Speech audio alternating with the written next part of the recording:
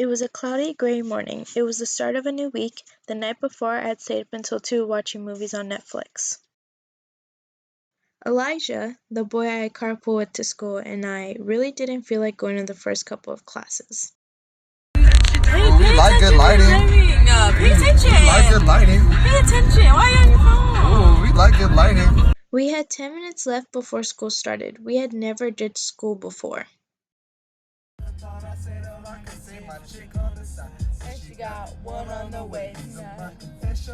I was nervous yet eager to just drive off for the next hour or two. We were still in the parking lot deciding whether it was worth it to skip class or not. After realizing that we had nothing to turn in or anything important to do, the answer was clearly obvious to us. We decided we would rather not be there. We wanted to go have breakfast at our go-to breakfast spot, Polly's, instead. Therefore, we left the student parking structure and headed on our way.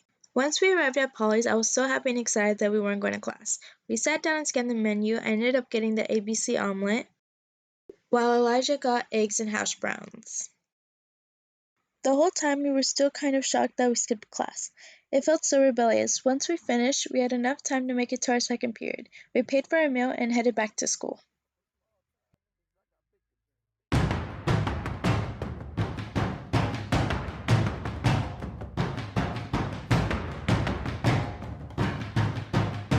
We pulled up to the back parking lot. After parking, we had to come up with a plan. To check into school late was a process. We can either try to write a note or call the office impersonating our parents. Both options made me nervous because I didn't know how to make a note look legitimate, and I obviously don't sound old enough to be a parent. I thought it would be a good idea to have Elijah pretend to be my dad.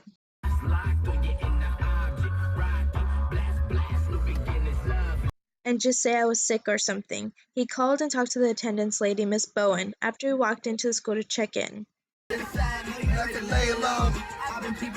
As I walked up to the office, I told Miss Bowen my name. I told her that my dad had called.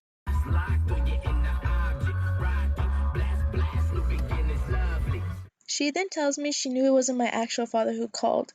She had called my real father to make sure I didn't ditch first period. When he was confused by what she was talking about, she figured out that I had been lying. I had gone completely blank and didn't know what to say. She told me that I was going to be in a lot of trouble. As a result, I got 5 truancies and a record for foraging. As if it couldn't get any worse, it also happened to be a few weeks before our winter formal dance. This meant that I was not going to attend winter formal because I wouldn't have enough time to clear all my truancies. I was already stressed out about formal as it is, but now especially if I couldn't attend. I had already started planning everything out.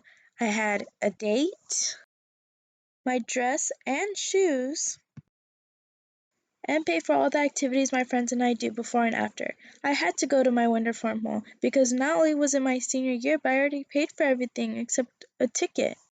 I told my friends and date about what had happened earlier that day. I also said that I might not be able to go with them. After the day went by, I still didn't know what I was going to do, but I knew I had to do something about it. I calculated what I had to do in order to be cleared from all my truancies.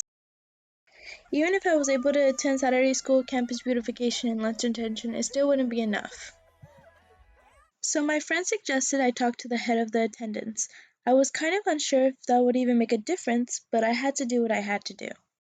I went to the office and asked to speak with Miss Barrados. I was so nervous that my hands became sweaty, my skin became pale, and my body shaky.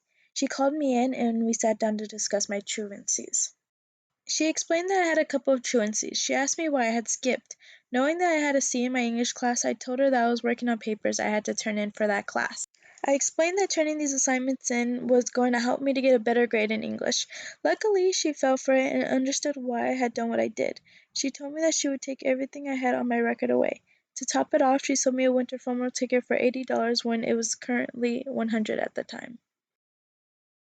I walked out of Miss Barrados' office with the biggest smile on my face. I had never been so relieved. I went to the formal dance with my date and friends. In the end, it all worked out. Even though I luckily got away with everything, getting in trouble for ditching made me realize that it's not worth the stress. If I had just gone to school, I wouldn't have tried to put the extra effort to check back into school. If I had not ditched, I would not have to deal with the stress of not being able to go to my senior winter formal. Real baby, it's a no-brainer. You got your mind on loose. Go hard and watch the sun It sure made me go to school every day from then on.